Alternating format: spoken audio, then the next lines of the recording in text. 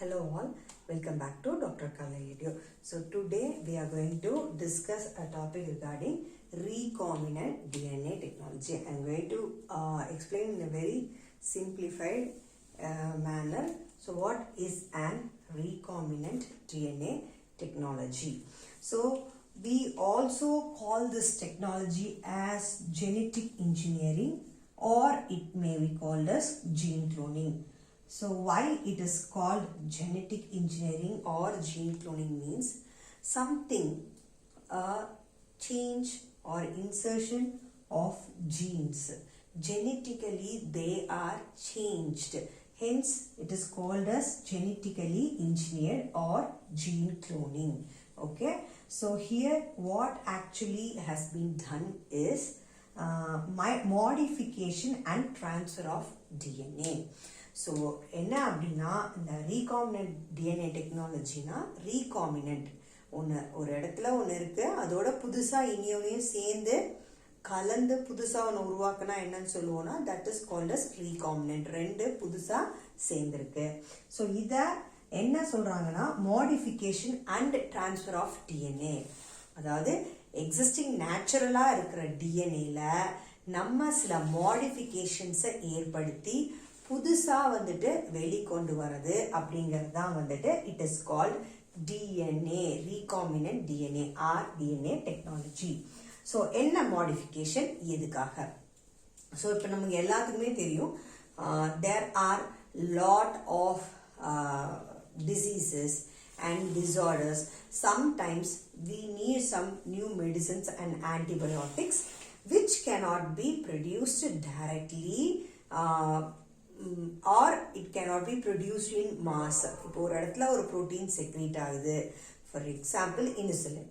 இங்கே செக்ரீட் ஆகுதுன்னு நமக்கு தெரியும் நம்ம பாடியில் நேச்சுரலாகவே. பட் அங்கே டிஃபிஷியன்ட் ஆகும்போது தான் டயபெட்டிஸ் வருது. ஸோ இதுக்கு என்ன தேவை? இன்சுலின் நம்ம பாடியில் டெய்லியும் போட்டுக்கிறாங்க diabetic patients as a tablet or and injections they are giving. So இப்போ என்ன பண்ணலாம்? நம்ம வந்துட்டு இதை தயாரிக்கிறதுக்கு எல்லாருக்கிட்டையும் ஃபர்ஸ்ட் வந்துட்டு வேற அனிமல்ஸ்னா earlierly they were taking this insulin, they are secreting. அதை வந்துட்டு அனிமல்ஸ்லேருந்து they are taking that. But இந்த டெக்னாலஜி மூலிமா it has become a boom and இன்சுலினோட ரேட் ரொம்ப கம்மியாகவும் சீப்பாகவும் இவ்வளோ பேஷண்ட்ஸ்க்கு கிடைக்குது. How? All these because of alteration of the particular DNA.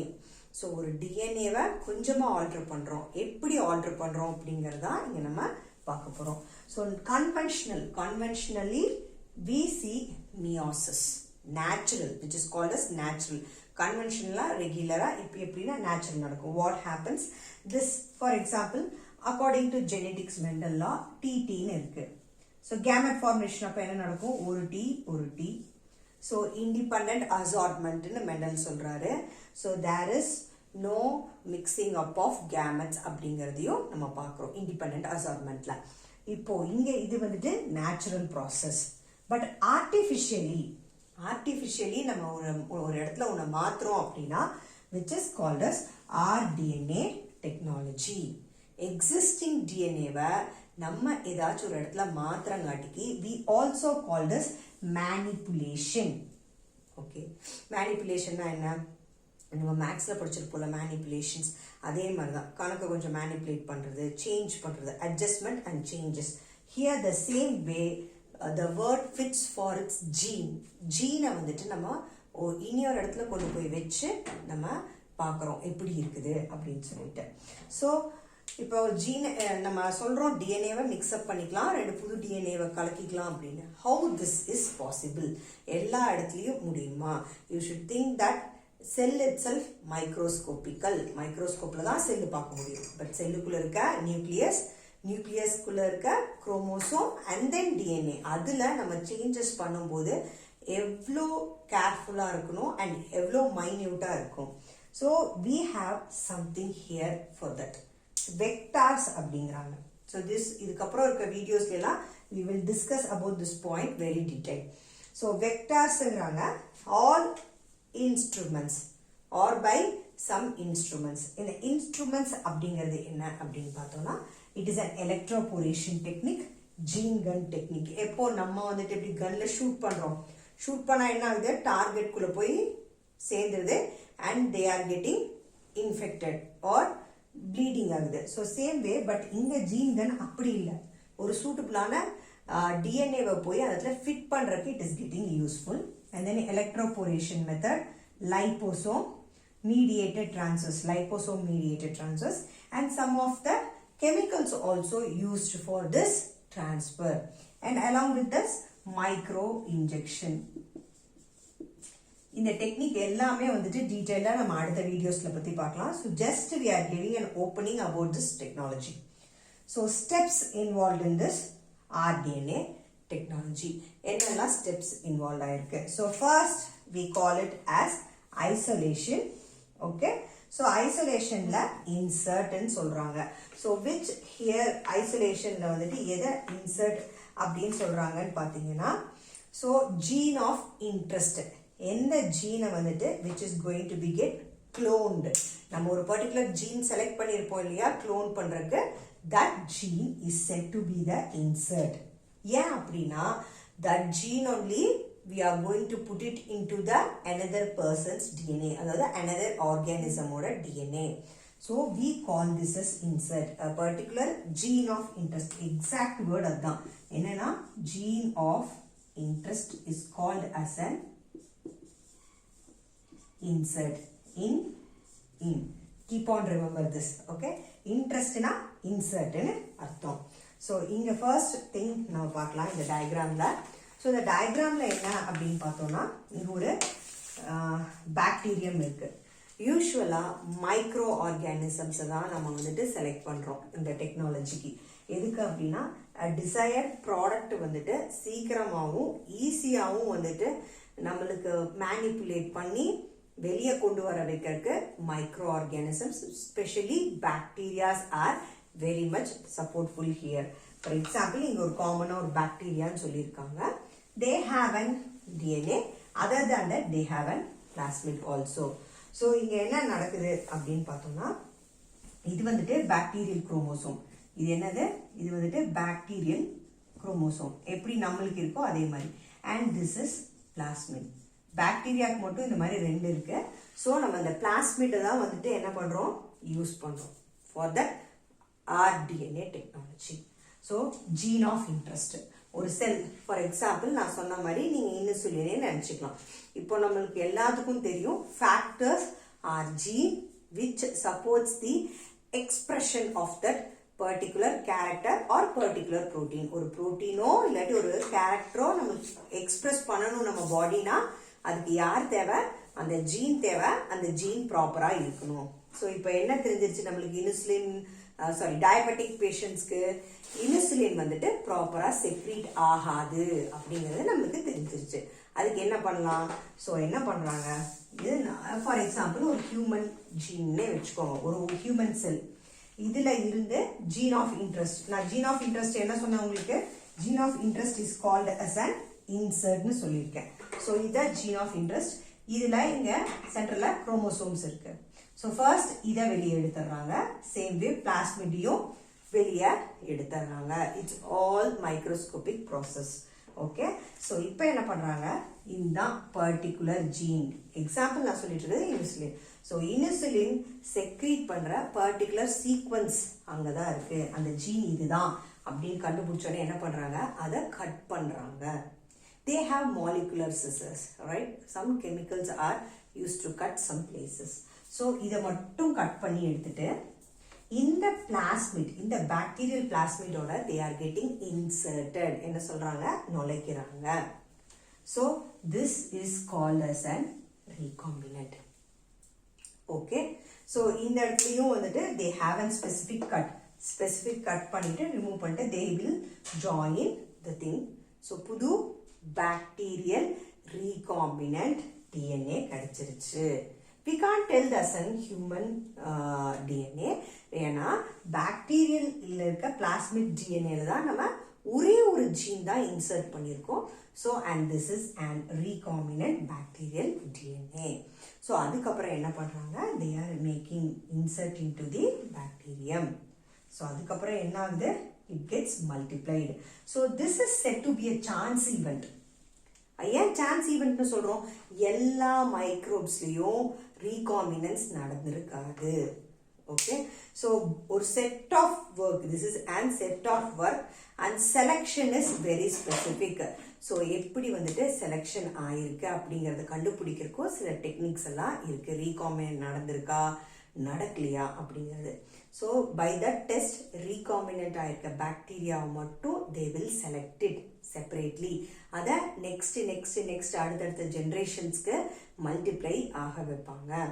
So இப்போ we need example as I told.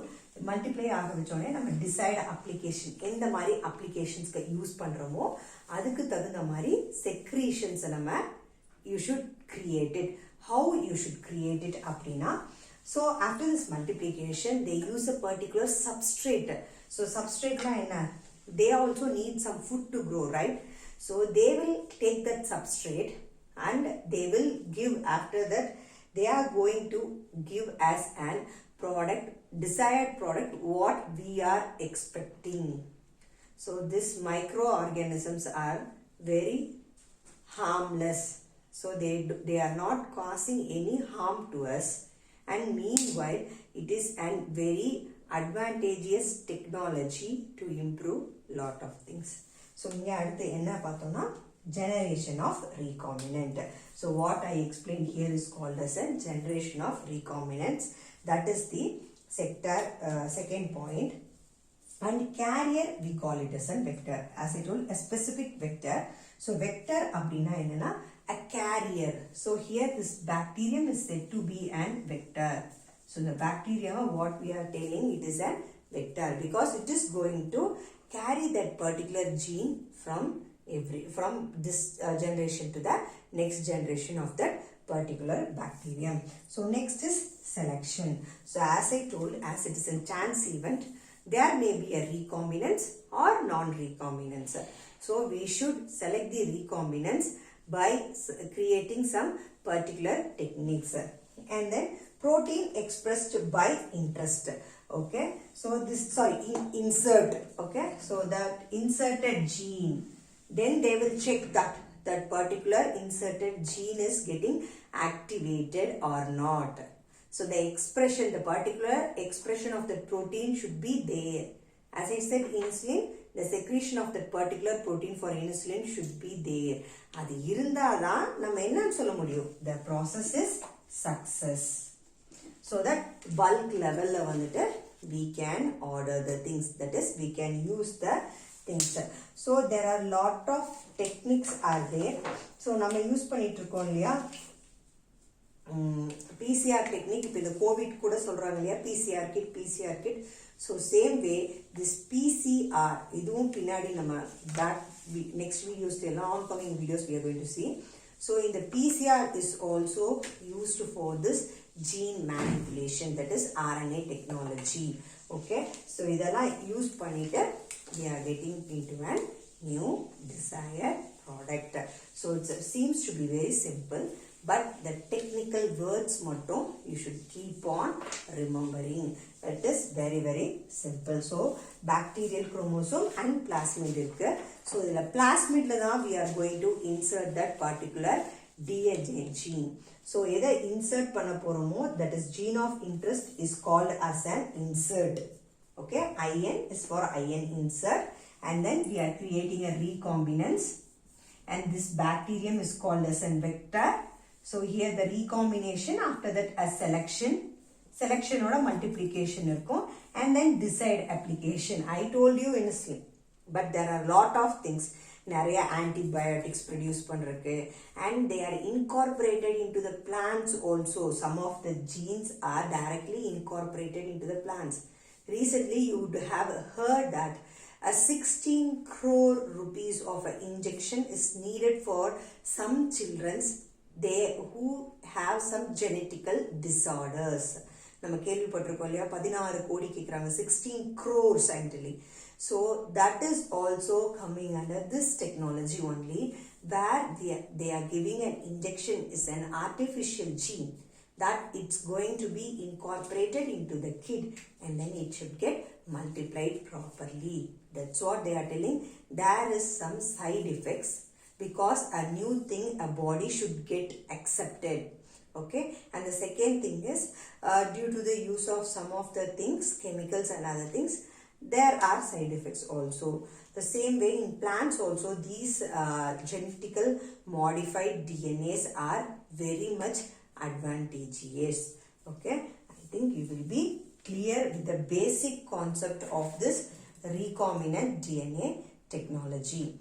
Okay, if you have any doubts, you can comment me in the comment section. I will clear your doubts. Meet you in the next video. Thank you.